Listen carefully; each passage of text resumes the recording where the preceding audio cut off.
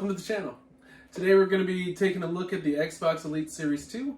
We're going to be talking about it in gaming, talking about it.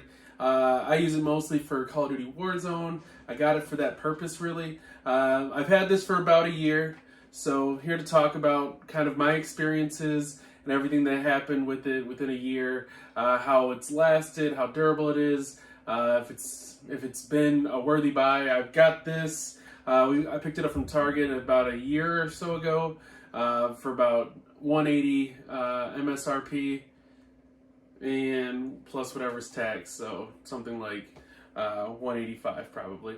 But stay tuned. We're just going to be talking about this and giving it a good old review.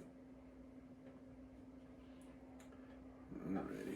So first things first, I want to talk about with the Elite Series 2 is the buttons. I've always very much enjoyed these. The triggers that you can change, the hair trigger in this has dramatically improved my game. That little bit of draw, that tiny little, that's perfect. There's nothing that beats that. If I try to go back to other controllers, I'll play it, and every time I pull that, it just feels horrible. Do it right now, like full traveling. That ain't it.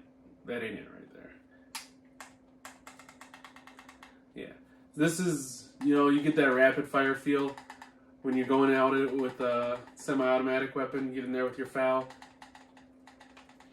So, in that regard, I love these right here. I have the PowerA Fusion Pro as well, and those do not work. They do not work. The controller, if you leave it basically in the full pull mode, it's a great controller, but as far as the trigger stops, they're busted. They don't work. But it's not really about that. The paddles on the back, I love these paddles. It took me probably a week to get used to it. I started trying to learn drop shot for the most part in Call of Duty. So I'd be going in here, make sure I'd hold B every time I get into a gunfight, and then after that I learned the hop shot to the headshot, and started mixing them both. Down the line I mixed in and got the X and the Y going as well. So the X for picking up items, dropping items, activating anything, Y for switching guns or plating up. So got these going and you can just run around all the same. So it works out that way. I like it a lot. The texture on this is fantastic. I don't think that this is the model that people were complaining about the texture coming off. I believe that was the series or the Elite one, if I'm remembering correctly. But this feels fantastic in your hands. It feels just like the regular Xbox controller, which ergonomically is, in my opinion, one of the best controllers to hold. You get this in your hand, it just feels great. The D-pads pop off. As far as how I like to play, I like the regular D-pad, that circular one, that's kind of, I don't know what to call that one. Geometric. That, I don't like that. It doesn't feel great for anything that I've done with it. I don't like it in fighting games. I don't like it in, like, COD. I just don't like it. Outside of that, I'd say the buttons feel fantastic. It pretty much feels like home if you're used to an Xbox controller. Paddles took a couple weeks to be kind of a master at, but overall it was actually a pretty easy experience and it worked out very well for me. I pretty much greatly improved my game. Going in there, I didn't play with claw or anything. I didn't have any exciting styles. I just went in, ran around, and tried to move my finger back and forth as quickly as I could. I'd still do drop shotting, but I do drop shotting by basically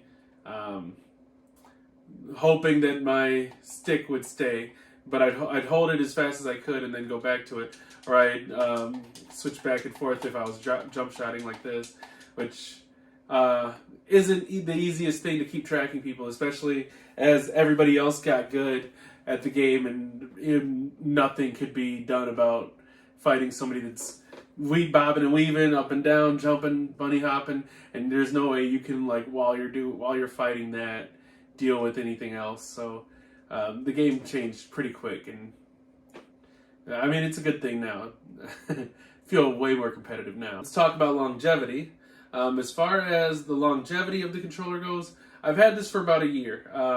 I guess Call of Duty could be considered kind of giving it a more of a test to its durability. Usually a little bit harder on it, especially right here.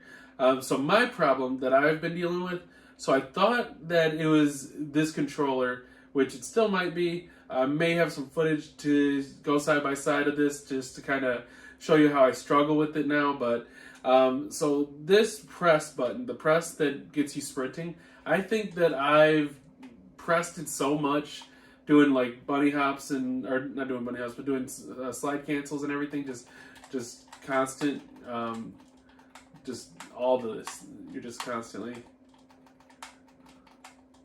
all of that. So anyway, this isn't registering anymore as often.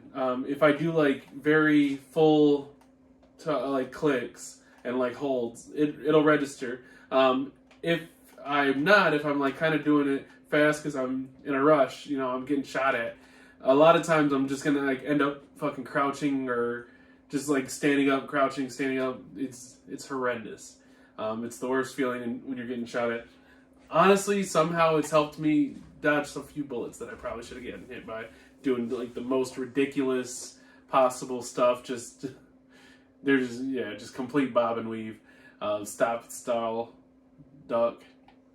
It works out sometimes, but it's the most annoying thing in the world when you're playing and you're used to all of this like working. So this is basically a $200 controller. For that I mean, I haven't had this a year. I feel like this should last. I feel like things like that should be one of the main things to look at. I feel like within a year, I shouldn't be like, oh, well, time to get a new $200 controller. Like, the system that I bought this for, I could probably buy for $200 at this point. Maybe, I don't know what console prices are like these days, but it's ridiculous how much this costs. But, final thoughts, this is basically feels like the best controller I've ever had. When I was looking at controllers to get kind of Pro Series controllers, I was looking at them on the computer, I was testing them out, I was getting a lot of reviews, seeing how other people like them. The one thing that I can say that changed my mind the most with this was the fact that it's wireless. The fact that I just bought a dongle, just the same dongle I would use for my Xbox controllers, put that on there, connected it to this. It feels fantastic. There's nothing connecting it. The weight is phenomenal. If I hold this against a normal Xbox controller, this is definitely heavier. It just feels premium. I like a heavier controller. I used to always get the big ass Mad Catz controllers back when I was younger. Before Xbox kind of came out and made their controllers fit pretty nicely overall. But I used to get just the biggest, chunkiest Mad Catz controllers that you can get. I think the only time I did stop was around the controller S for the Xbox. That was pretty much the first controller that I was like, actually, this one feels phenomenal and I'm going to roll with this. And ever since then, I've loved Xbox controllers. Outside of that, I mean, is this the best Pro controller? It's far better than any other controllers for Xbox. As far as, like I said, I've been playing with the Spectra, the Power A Fusion Pro. So I've been playing with that a lot, and that one, the triggers is a big difference. It's wired, but it doesn't really matter. I mean, if I was playing it on the TV or something across the room, I probably would not want a wired controller. It has one of those kick pullouts like the Xbox Controller S used to, but for the most part, the controller that is the Power A, it feels a lot like this controller. They feel very similar, but the triggers don't work.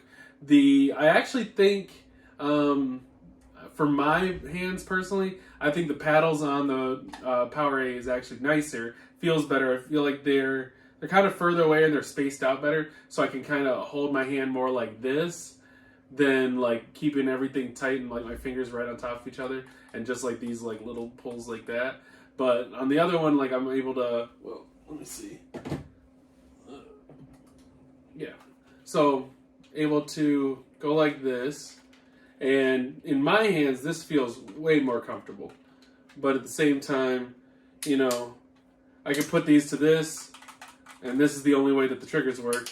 And even if I turn them all the way up, like, that's still a pretty good pull as far as distance goes. But anyway, I digress.